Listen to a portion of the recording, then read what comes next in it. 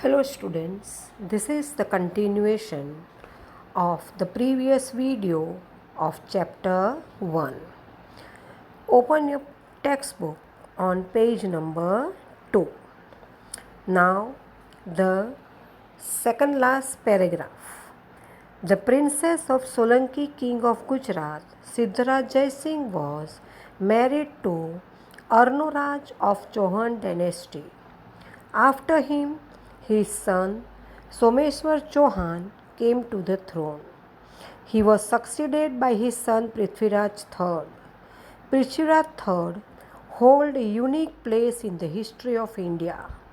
Prithviraj Chauhan defeated Siabuddin Gori in the Tarai plain between Thaneshwar and Karnal in 1191 AD.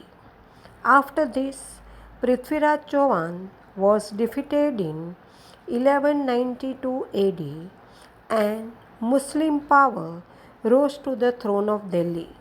Hence, the Battle of Tarai is considered a landmark in history.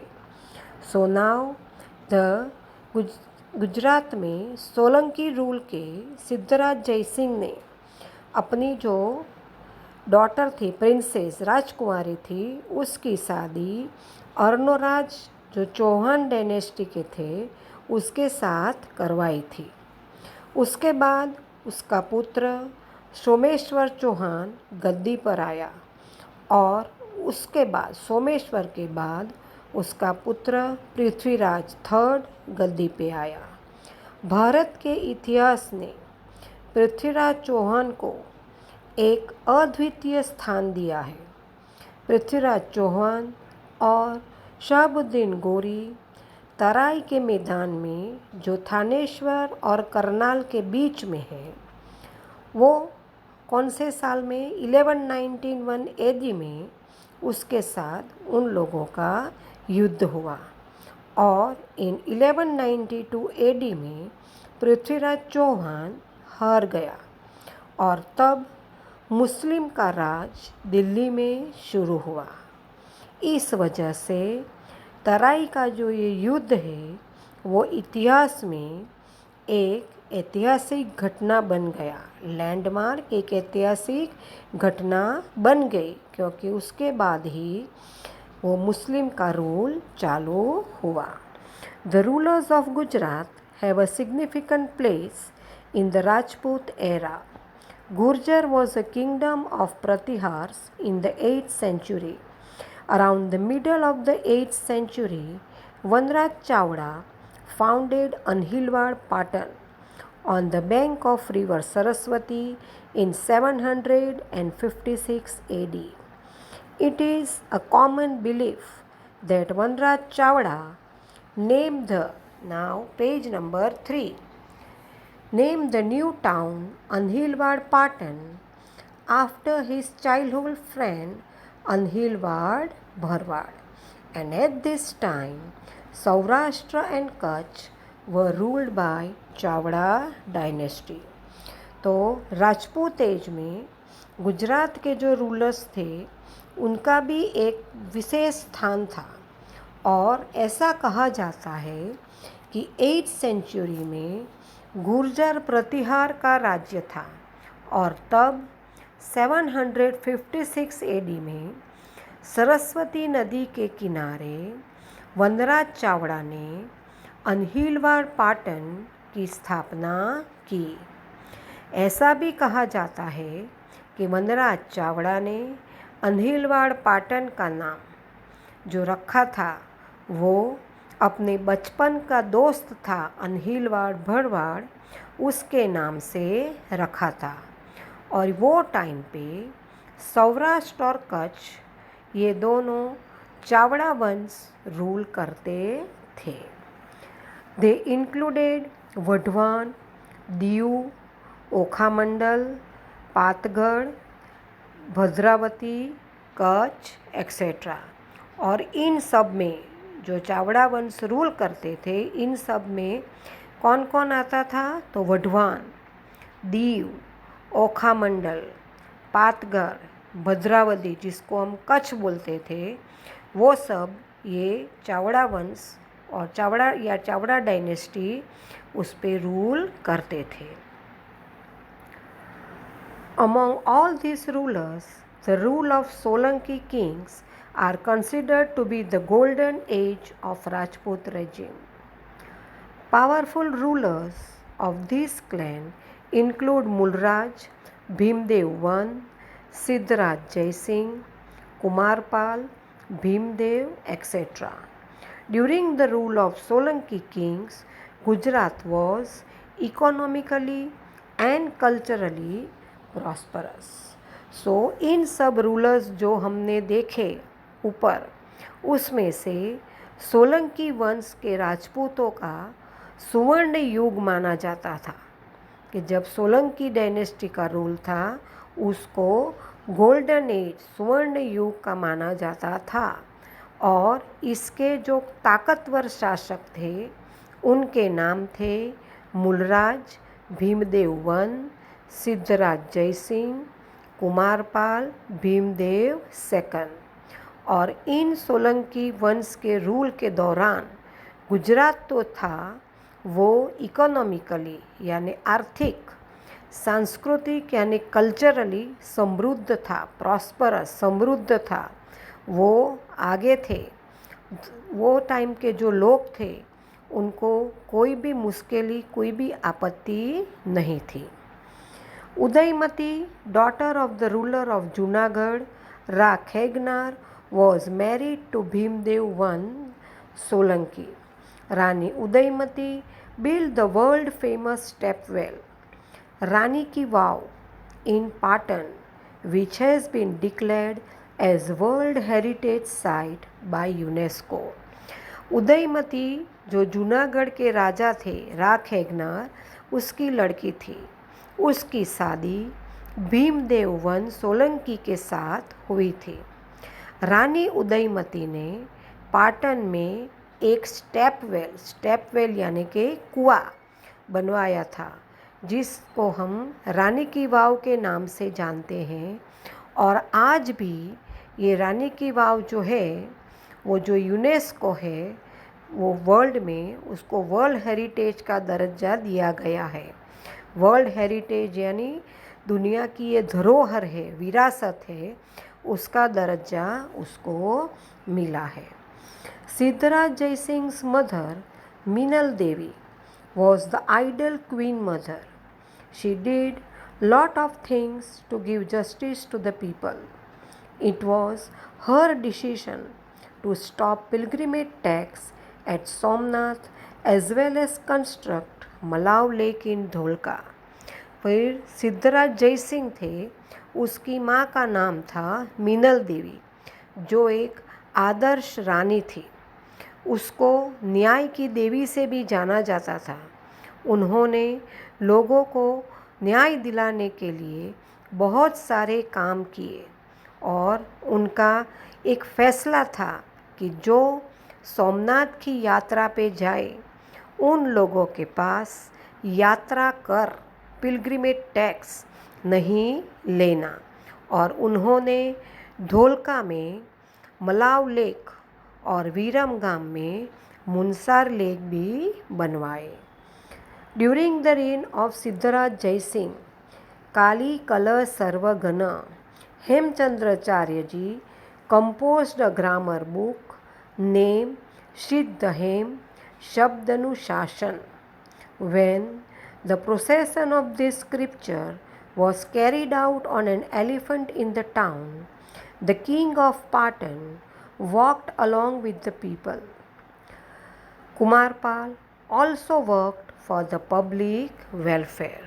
Then Jaisingh, Siddharaj Jaisingh के rule के दौरान जयसिंह ने हेमचंद्राचार्य नाम के एक आदमी को grammar book लिखने के लिए कहा और उन्होंने एक ग्रामर बुक लिखी जिसका नाम था सिद्धहेम शब्दानुशासन। क्या नाम था ग्रामर बुक का? सिद्धहेम शब्दानुशासन। ये आपको याद रखने का है। और ये बुक के कंप्लीट होने पर और ये बुक को रिस्पेक्ट देने के लिए ये बुक को हाथी के ऊपर रखकर पूरे गांव शहर में जुलूस निकाला गया और सिद्धराज जयसिंह जो पाटन के राजा थे वो भी और लोगों के साथ चल के इनकी शोभा बढ़ाई थी।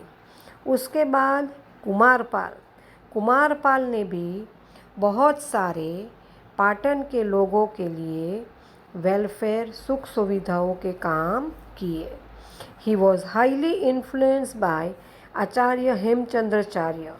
Being inspired by him, Kumarpal banned gambling, animal slaughter in the state, and issued strict instructions for non-violence.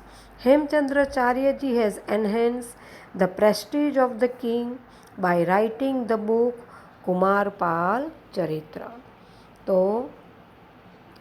Kumarpal Patan की गद्दी पे आए और उन्होंने भी लोगों की भलाई के लिए बहुत काम किए। वो हेमचंद्राचार्य से बहुत प्रभावित थे और उन्हों से प्रेरित होने के बाद कुमारपाल ने गैम्बलिंग यानी जुआ, एनिमल स्लॉटर यानी कत्ल खाने जहाँ पे प्राणियों को मारे जाते हैं जो राज्य में चलते थे उसे बंद करवाए और अहिंसा का पालन करने का कड़क नियम बनाया। और ये सब देख के हेमचंद्राचार्य ने कुमारपाल के लिए एक किताब लिखी जिसमें कुमारपाल की प्रतिष्ठा बढ़ाई, एनहेंस द प्रेस्टीज, यानी कुमारपाल की प्रतिष्ठा बढ़ाई वो किताब लिख के, और उसका नाम था कुमारपाल चरित्र। क्या नाम था वो बुक का? कुमारपाल चरित्र। उसके बाद आए Ajaypal. Ajaypal became the ruler of Patan after Kumarpal. After reign of about 4 years, his son Mulraj II became the ruler of Gujarat. Mulraj II defeated Siabuddin Ghori at a young age when he invaded Gujarat around 1178 AD. Nadol's Chahman ruler Kalhan and his brother Kirtipal helped him in this fight. So Kumarpal के बाद अजयपाल गद्दी पर आए। उन्होंने सिर्फ 4 साल ही राज किया और उसके बाद अजयपाल का बेटा मूलराज II गुजरात का राजा बना। मूलराज II ने शहाबुद्दीन गौरी को बहुत छोटी उम्र में ही हरा दिया। जब शहाबुद्दीन गौरी 1178 AD में गुजरात पे आक्रमण किया और इस लड़ाई में मूलराज II को नाडोलास चौहान और कीर्तिपाल जो कल्हान के शासक थे उन्होंने मदद की। Now turn your page number 4। उसके बाद क्या हुआ? The power of Solanki rulers weaken. The Vaghela dynasty came to power on the throne of Gujarat. Vaghelas were loyal nobles of Solanki kings. Solanki kings gave village name Vyagrapali to Arnoraj in return of their services. His descendants were called Vaghela after the name of the village. तो सोलंकी शासन कमज़ोर पड़ गए और उसकी जगह पे Vaghela dynasty Gujarat की गद्दी पे आ गए। और ऐसा कहा जाता है कि जो वाघेला डायनेस्टी के रूलर्स थे वो सोलंकी राजा के वफादार सरदार थे और उनकी वफादारी से खुश होके सोलंकी राजाओं ने व्याघ्रपाली नाम का राज्य दिया। किसको दिया राज्य? अर्णोराज को दिया। अर्णोराज को क्या दिया? व्याघ्रपाली नाम का राज्य। और इसलिए अर्णोराज के पहले का वंश है उसे हम वाघेला वंश या तो वाघेला डायनेस्टी के नाम से जानते हैं। Originally they too were of the Chalukya clan. Rulers like Vridhaval, Vishal Dev, Arjun Dev, Sarang Dev of Vaghela dynasty ruled well in Gujarat. During the reign of Vidwal, Gujarat has efficient and skilled ministers like Vastupal and Tejpal. Because of the proficiency of these ministers, Gujarat could face the battle against Muslims. Delhi Sultanate was established in Gujarat at the time of Karnadev Waghela, the last ruler of Waghela dynasty around 1304 AD. So Vaghela शासक जो थे वो originally उन्हें चालुक्य वंश के नाम से भी जाने जाते थे। वाघेला शासक जो थे उनमें भी अच्छे अच्छे राजा बन गए थे, जैसे वृद्धवल, विशाल देव, अर्जुन देव, शारंग देव। और वृद्धवाल के राज में 2 काबिल और होशियार मंत्री थे, एफिशिएंट एंड स्किल्ड, यानी काबिल और होशियार मंत्री थे, जिनके नाम थे वस्तुपाल एंड तेजपाल। और ये दोनों भाई थे और इन 2 मंत्रियों की वजह से ही कई बार अंग्रेज और मुस्लिम के आक्रमण से उन्होंने हमें बचाया था। इन मंत्रियों की वजह से वाघेला डायनेस्टी आगे बढ़ती गई, लेकिन जब वो कमज़ोर होने लगे और जब कर्णदेव वाघेला गद्दी पर आए तो वाघेला डायनेस्टी का पतन होने लगा और 1304 AD के आसपास दिल्ली सल्तनत की स्थापना गुजरात में हुई। उसके बाद आई पाल डायनेस्टी। तो Bengal was ruled by Pal dynasty in the middle of the 8th century. This dynasty was called Palvansh of Bengal since the word Pala came after the name of the founder of the dynasty and his descendants. This dynasty was founded by a king named Gopal. So, after the Waghela came the Pals. तो 8th सदी के century के बीच में पाल dynasty आए जो बंगाल पे राज करने लगा। इनको पाला वंश के नाम से भी जाना जाता है क्योंकि हर एक शब्द के बाद में पाल आता है और ये वंश, ये डायनेस्टी जिसने स्थापना की उसका भी नाम था गोपाल। तो उसमें भी लास्ट जो आता है वो है पाल। After the downfall of Pala dynasty, Sen dynasty was founded in 1095 AD. Vijay Sen was the first eminent king of this dynasty. His son Balal Sen composed Dana Sagar and Adbhut Sagar text. तो उसके बाद पाल वंश का पतन हुआ और सेन वंश, Sen dynasty की स्थापना हुई 1905 AD में और उसके स्थापक थे विजय सेन। उसका बेटा बलाल सेन ने दान सागर और अद्भुत सागर पुस्तक लिखी थी। After conquering Gujarat from Karnadev Waghela, Sultan of Delhi appointed Nazim, that is Subas. These governors carried out the administration of the state. In 1407 AD, Zafar Khan changed his name to Muzaffar Shah and became the Sultan. There were 14 sultans in this dynasty, including sultans like Ahmad Shah, Muhammad Begdo, Bahadur Shah. The Sultanate period came to an end in the 16th century with the beginning of Mughal rule in Gujarat. So, Karandev Vaghela वो Vaghela dynasty का last ruler था। कर्णदेव के पास से गुजरात को जीत लिया गया। उसके बाद दिल्ली के सुल्तान ने निज़ाम को अपॉइंट किया और ये लोग ही एडमिनिस्ट्रेशन, प्रशासन का कामकाज देखते थे। 1407 AD में ज़फ़र खान अपना नाम बदलकर मुज़फ़्फ़र शाह करके सुल्तान बन गया। तब 14 सुल्तान बने गए थे 14 सेंचुरी में। सेंचुरी भी 14 थी और सुल्तान भी 14 थे। और उसमें से सब कौन थे? तो अहमद शाह, मोहम्मद बेगड़ो, बहादुर शाह जैसे थे।